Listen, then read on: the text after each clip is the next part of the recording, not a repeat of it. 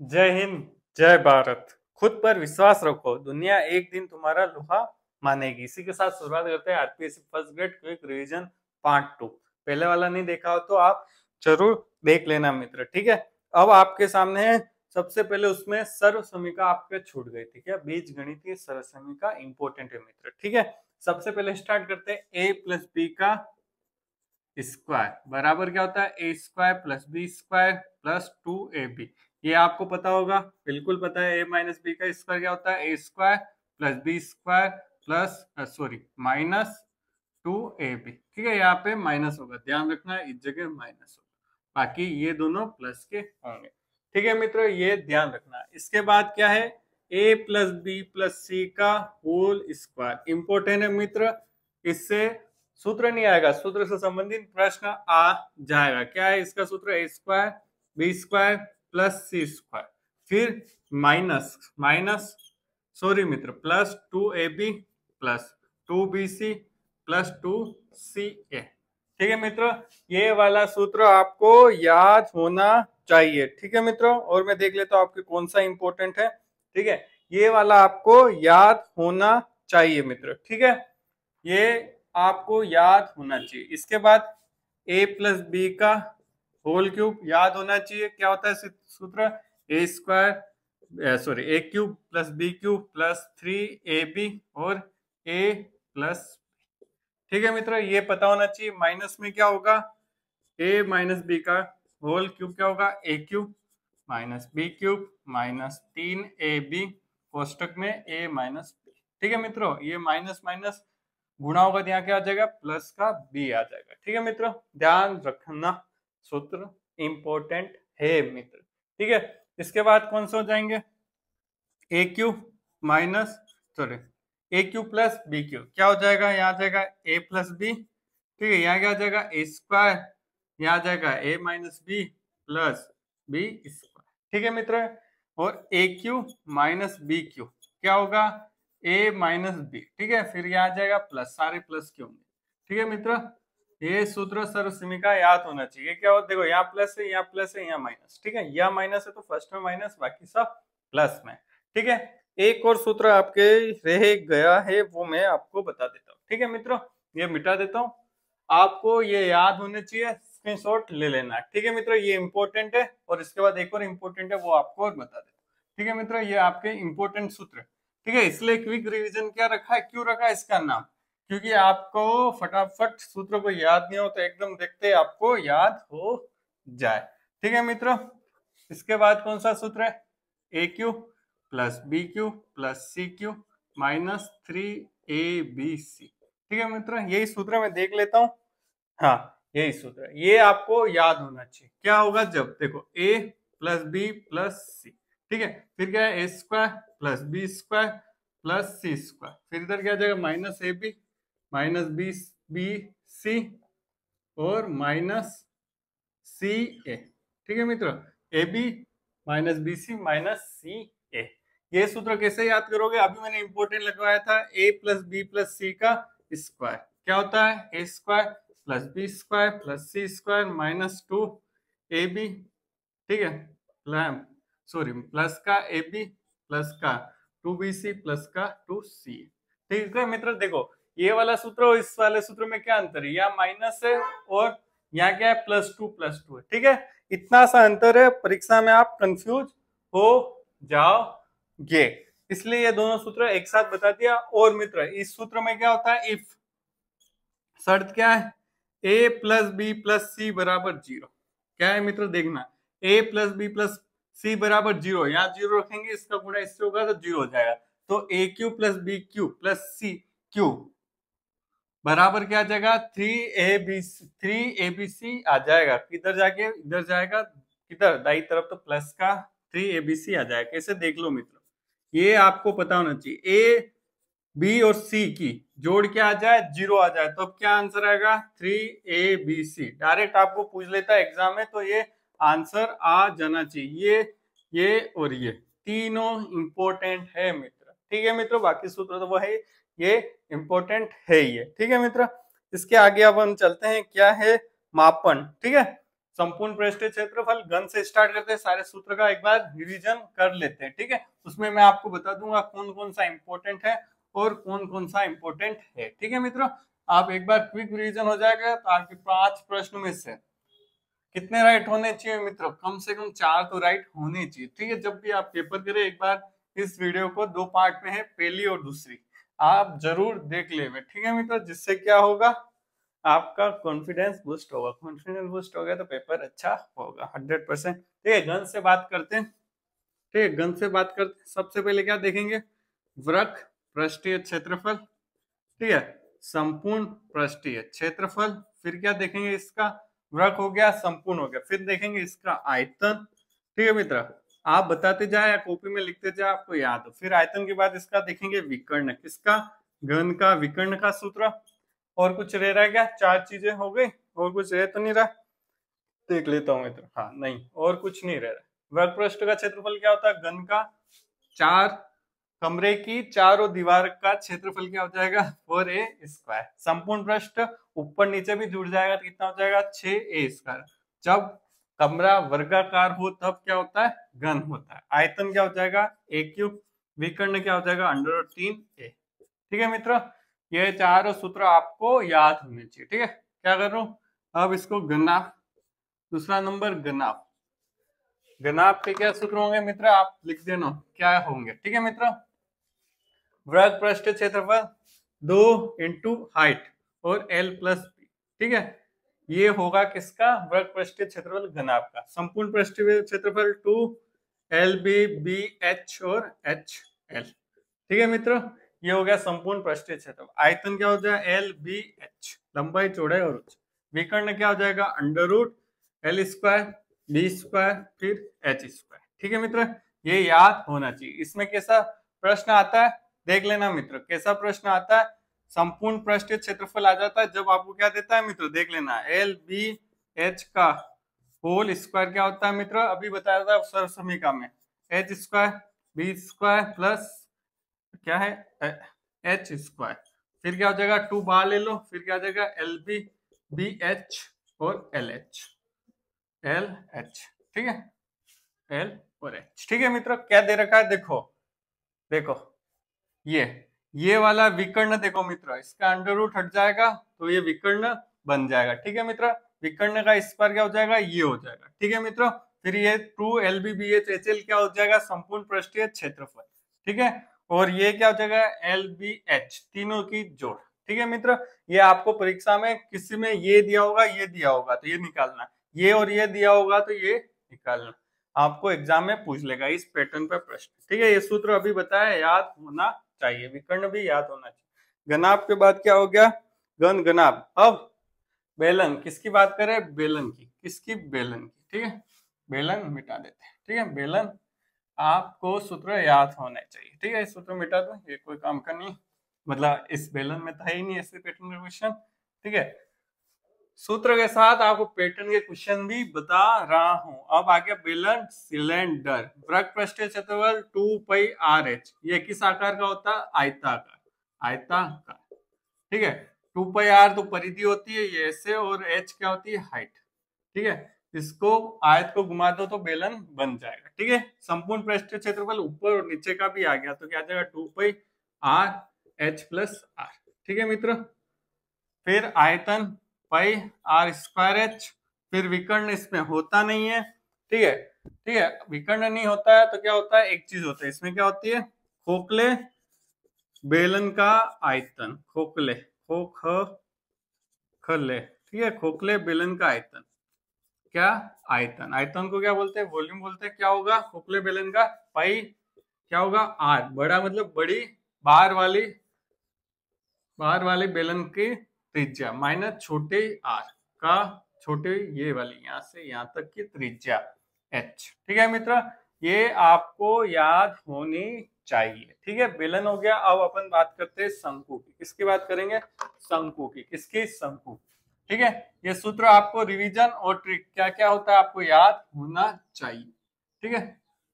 इसमें खोखले बेलन होता है, यस, खोखला बेलन, खोखला शंकु इसमें भी होता है, ठीक है। सब में होता है। खोखला बेलन हो सकता है, खोखला शंकु हो सकता है, खोखला गोला हो सकता है। ठीक है, क्या हो सकता है? खोखला। खोखला पता है? पाइप। ठीक है, किसका? प्लास्टिक का पाइप। देख लेना, खोखला बेलन होता है। ठीक है, अब किसकी बात करें? शंकु की। शंकु की वर्ग पृष्ठीय क्षेत्रफल क्या होता है? Pi R L.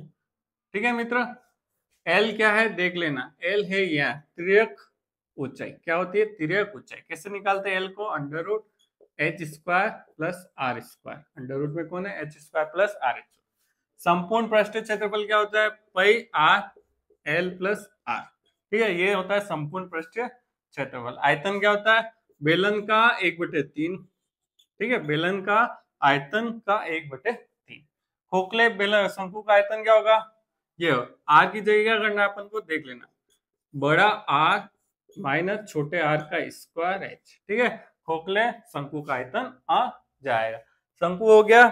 अब क्या है? गोला और अर्धगोला। ठीक है मित्रों, गोला और अर्धगोला। ठीक है, ठीक है, गोला और अर्धगोला दोनों कर लेते हैं।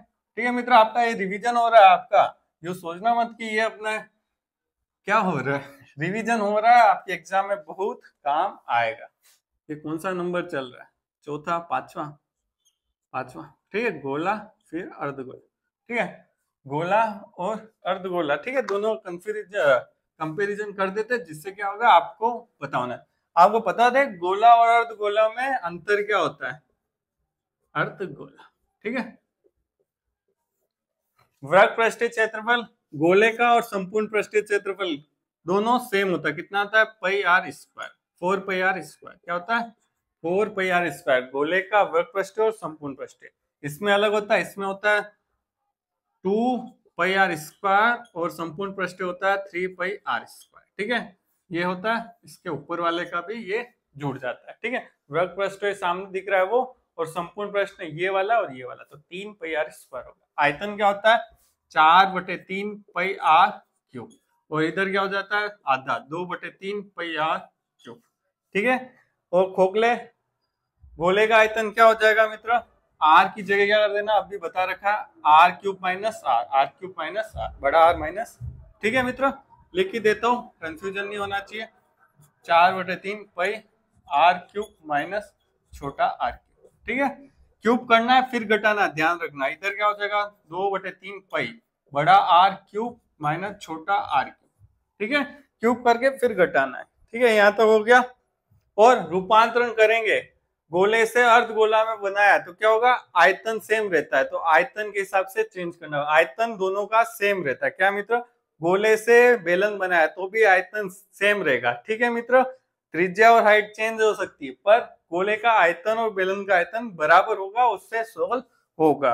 अब केंद्रीय प्रवृत्ति के माप। कौन से माप? केंद्रीय प्रवृत्ति के माप 3 होते हैं, आपको मैं बता देता हूं। फिर ये लास्ट टॉपिक है मित्र, फिर आपका ये पूरा रिवीजन हो जाएगा। एक बार जरूर देखना पूरा वीडियो मित्र, यहाँ तक आए हो तो पूरा ही देखोगे आप मित्र। ठीक है, और आप कमेंट करना कुछ फीडबैक हो, और आपके क्वेश्चन कितने आए एग्जाम में, आप कमेंट जरूर करना। वैसे मैं पेपर देख लूंगा और सॉल्यूशन बिल्कुल बताऊंगा, पर आप कमेंट जरूर करना। ठीक है मित्र, अब क्या है? केंद्रीय प्रवृत्ति के माप 3 होते हैं। केंद्रीय प्रवृत्ति के माप कौन होते? 3 होते हैं, माध्य, माध्यिका और बहुलक। क्या मित्र? बहुलक। 3 होते हैं, ये 3। ठीक है, 3 के अलावा कोई चौथा नहीं होता। ठीक है, माध्य क्या है? सूत्र मित्र, सिग्मा माध्य बराबर सिग्मा एफ एक्स बराबर सिग्मा एफ। ये किसके लिए? वर्गीकृत के लिए। ठीक है मित्र, वर्गीकृत आंकड़ों के लिए माध्य।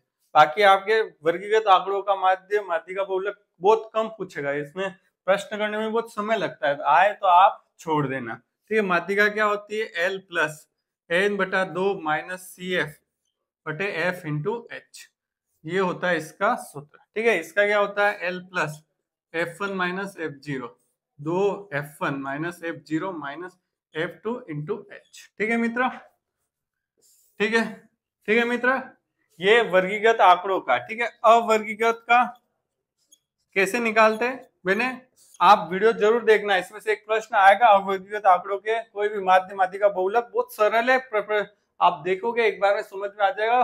बाकी प्रश्न गलत होने की संभावना है अगर आपने ये देखा नहीं है। माध्य कैसे निकालते हैं, औसत जैसे, औसत जैसे, ठीक है। अवर्ग जितने भी है योग कर दो और कुल संख्या का भाग दे दो, संख्या जितनी भी है, जैसे 5 संख्या ही है तो 5 का भाग देना है, तो वो औसत के बराबर निकालना है माध्य। माध्य का क्या होता है, सबसे आरोही क्रम में जमाओ, छोटे से लेके बड़े तक, ठीक है, छोटे से लेके बड़े तक, फिर दोनों तरफ बराबर चल के जो बीच में आ रही है वो माध्यिका होती है, ठीक है मित्र। बहुलक क्या होते हैं, जो सबसे ज्यादा बार आया, सबसे ज्यादा बार आया जो संख्या आई वो क्या हो जाएगी, बहुलक हो जाएगी मित्र, ठीक है, बहुलक हो जाएगी। और एक सूत्र है इनका, तीनों का रिलेशन का सूत्र है, वो भी आपको याद होना चाहिए, मैं यहाँ लिख देता हूँ, ठीक है। क्या सूत्र है, बहुलक बराबर, कैसे याद करेंगे, बहुलक बराबर 3 माध्यिका माइनस 2 माध्य, 2 माध्य, ठीक है। कैसे याद करेंगे, बहुलक बराबर 3 माइनस 2 और क्या आएगा, माध्यिका और माध्य, ये याद होने चाहिए, ठीक है मित्र, ये याद हो गए, ठीक है। ये आपका पूरा निचोड़ है और क्विक रिवीजन है, ठीक है मित्र, समझ में आ गया। अब एक और चीज और है, ठीक है, अब एक ग्राफ वाला होता है, देखो कौन कौन से होते हैं ग्राफ, आवर्ती बहुभुज होता है, आयत चित्र होता है और पाई चार्ट होता है, ये तीनों आपको प्रश्न सोल्व करोगे तभी समझ में आएगा, मैंने करा रखे आप जरूर देखना, और सरल होते हैं, आराम से हो जाएंगे, ठीक है मित्र। अब इसमें एक चीज और आपको बतानी, मैं आपको बता देता हूँ और टॉपिक अपने कंप्लीट होता है, ठीक है मित्र, ठीक है। और आपका फीडबैक जरूर देना, कैसा क्या रहा, क्या समझ में आया, क्या मैंने जल्दी ले लिया, कहाँ मेरे से गलती हुई, ठीक है मित्र, आप जरूर जरूर बताना, ठीक है मित्र, क्या क्या हुआ। अब है गणितीय औसत, ठीक है, माध्य में ही गणितीय औसत आता है, ठीक है, गणितीय औसत, ठीक है। 3 प्रकार के होते हैं, एक होता है समांतर माध्य, समांतर माध्य, ठीक है, समांतर माध्य, एक होता है गुणात्मक माध्य, ठीक है, और एक होता है हरात्मक माध्य, हरात्मक माध्य, ठीक है। इसके सूत्र आपको पता होना चाहिए क्या होता है, अभी इसका समांतर माध्य का क्या होता है, एफ एक्स अपॉन एफ, ठीक है। जितनी भी अगर दो संख्या अपने पास, दो संख्या है ए और बी, क्या संख्या है, ए और बी, ठीक है, तो माध्य कैसे निकालेंगे, डायरेक्ट देख लो, देखो दो संख्या का ए प्लस बी बटे 2, कुल योग बटे कुल संख्या, ये हो गया माध्य। गुणात्मक माध्य क्या होता है मित्र, देखो ए बी और घात क्या आ जाएगी, 1 बटे जितनी संख्या उतनी घात, ठीक है। इन दोनों संख्याओं का गुणा कर दो, ए बी जितनी भी संख्या उन सबका गुणा कर दो, फिर क्या लगाना है, 1 बटे जितनी भी संख्या है उनमें, 2 संख्या है तो 2, 3 संख्या होती है 3, जैसे ऐसे 3 संख्या होती है तो ए बी सी का गुणा करके 1/3 कर देते। हरात्मक माध्य कैसे निकालते देख लेते हो, कितनी संख्या है, 2 है तो ऊपर 2 लिखना है, फिर 1/a और 1/b, ठीक है, ऐसे आपको करना, ठीक है मित्र। इसको आप सोल्व कर दोगे, ए बी का क्या लगेगा, एलसीएम लोगा, मैं बता ही देता हूँ आपको, क्या होगा 2ab plus a plus B, ठीक है, ए बी का गुणा होगा, हाँ ये ए बी सी ऊपर चला जाएगा, ठीक है, ए बी का गुणा होगा और बी यहाँ आ जाएगा, ए इधर आ जाएगा, तो 2ab बटे a प्लस बी, ठीक है। हरात्मक माध्य ऐसे निकाल, गुणात्मक माध्य ऐसे निकाल, दो संख्या होगा ये दो संख्या होगा, 3 संख्या हो तो 3 संख्या का मुश्किल है तो भी मैं बता देता हूँ, 3 लिखनी, 3 संख्या हो 3, फिर 1/a 1/b प्लस 1/c, ठीक है, बटे में है, ठीक है। ये आप 3 संख्या होगा, किसका, ये 3 संख्या होगा, 3 संख्या होगा, मुश्किल है आना, आप 2 संख्याओं का याद कर लेना, ठीक है, 2 संख्याओं का याद कर लेना, ठीक है मित्र, 3 संख्या वाला मुश्किल है, ठीक है, यहाँ तक हो गया।